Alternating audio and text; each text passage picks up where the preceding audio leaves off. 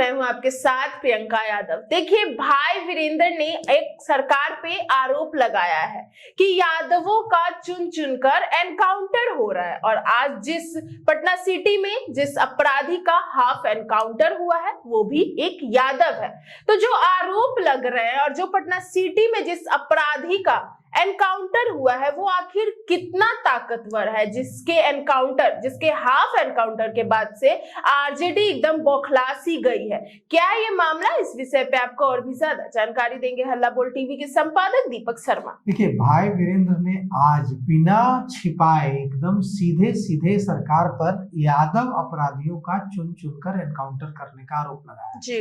भाई वीरेंद्र ने कहा है कि यादव अपराधियों का सरकार एनकाउंटर कर रही है और दूसरी जाति के अपराधियों को सरकार के मंत्री और विधायक साथ लेकर घूम रहे हैं, उनको आगे बढ़ाया जा रहा है। यहाँ ही नहीं रुके भाई वीरेंद्र, उन्होंने यह भी कह दिया कि जो अपराधी है वो मोकामा में भी है, बाढ़ में भी है। किसकी ओर भाई वीरेंद्र इशारा कर रहे हैं? आपका सवाल यह था कि आज जिस सूर्या राय का एनकाउंटर हुआ है, हाफ एनकाउंटर हुआ है, पैर में गोली मारी गई है, उसके हाफ एनकाउंटर पर आरजेडी क्यों बौखला गई?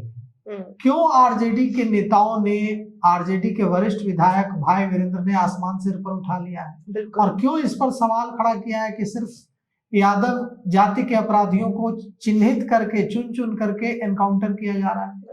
तो इसमें यह तो सवाल उठेगा कि लगता है जो सूर्या राय जो है, इसकी पहुंच बहुत ऊपर तक है, बहुत ताकतवर अपराधी है।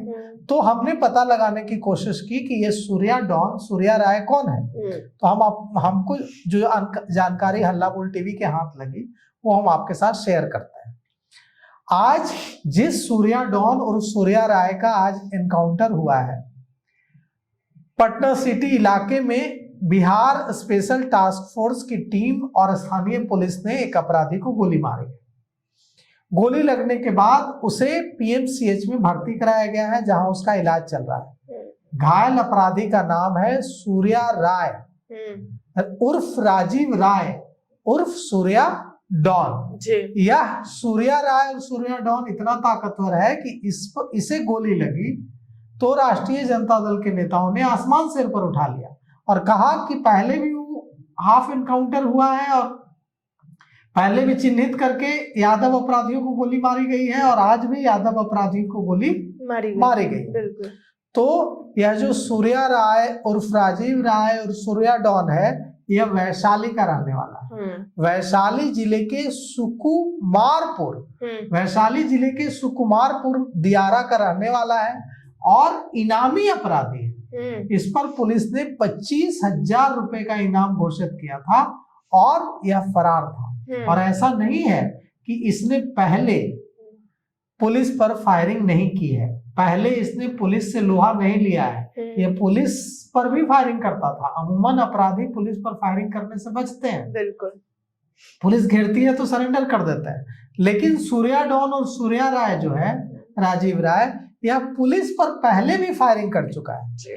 और आज कहा जा रहा है कि आज भी जब पुलिस उसे दबोचने गई तो उसने पुलिस पर फायरिंग की। अब जब कोई अपराधी पुलिस पर फायरिंग करेगा प्रियंका, तो पुलिस उसको गुलदस्ता तो ले जाकर नहीं देगी, बिल्कुल नहीं। पुलिस गोली का जवाब तो गोली से ही देगी, चाहे वो यादव हो, चाहे वो राजपूत हो, चाहे वो भूमिहार हो, चाहे वो दलित हो।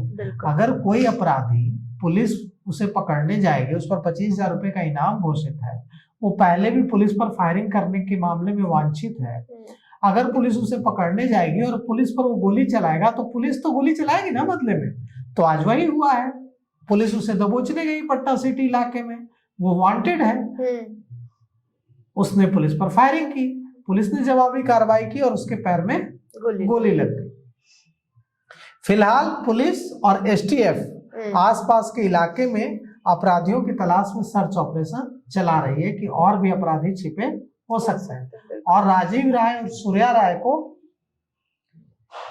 पुलिस ने गिरफ्तार कर लिया है और चूंकि उसे पैर में गोली लगी है तो उसे पीएमसीएच में इलाज के लिए भर्ती करा दिया है। लेकिन भाई वीरेंद्र तो कह रहे हैं कि एकदम टारगेट किया जा रहा है। क्या कुछ कह रहे हैं भाई वीरेंद्र, हम आपको सुनाते हैं।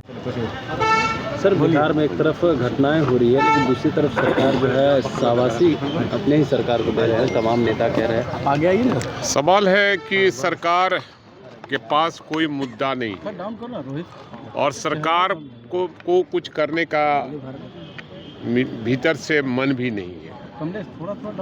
और जिस सरकार में बच्चियों के साथ बलात्कार हो, महिलाओं के साथ बलात्कार और बलात्कार के बाद हत्या हो और हत्यारा पकड़ा नहीं जाता है, तो ये सरकार अपने से कहती है कि हम सुशासन बाबू की सरकार है। न कोई फंसाता है न कोई बचाता है, इस तरह की बातें हो रही है। और इस सूबे बिहार में हम अपराधी के खिलाफ हैं, लेकिन एक ही जाति के लोग अपराधी नहीं है। हर जाति में अपराधी है, तो केवल एक जाति के अपराधी को ही क्यों गोली मारी जा रही है, ये पूछना चाहते हैं सरकार से। और बिहार की जनता भी जानना चाहती है, एक जाति और एक धर्म के लोगों को ही केवल अपराधी क्यों घोषित कर रहे हैं आप। हम अपराधी के खिलाफ हैं, अपराधी के खिलाफ में कार्रवाई होनी चाहिए, लेकिन हर जाति में अपराधी है। बगल में बाढ़ है, मोकामा है, कई और जगह हैं जहां अपराधी दिन दहाड़े लोगों की गोलियां मार रहे हैं अपराधी, और दूसरे को फंसाया जा रहा है। तो सरकार इसकी जांच करे और अपराधी बचे भी नहीं।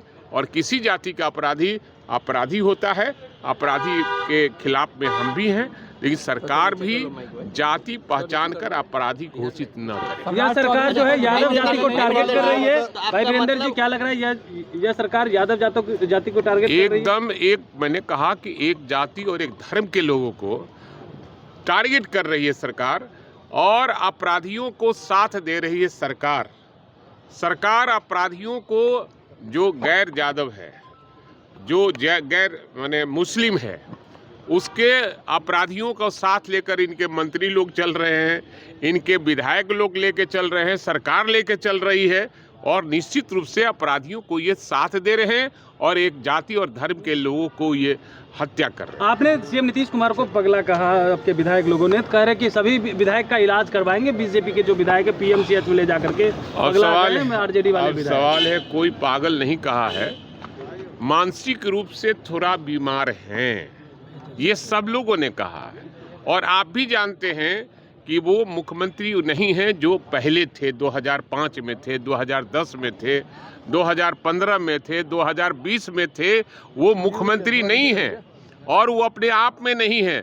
बीमारी हर व्यक्ति को होती है, वो भी बीमार चल रहे हैं, तो उनको समय पर दवा खाना चाहिए। तो उनके जो दवा खिलाने वाले लोग हैं, खाली पीछे पीछे उनका चलते हैं कि कहीं कुछ हो न जाए। लेकिन आप लोगों को इलाज कराने के बाद बीजेपी विधायक कर रहे पीएमसीएच में ले जाकर के, उनका इलाज अब की वाला चुनाव में कर देंगे हम लोग।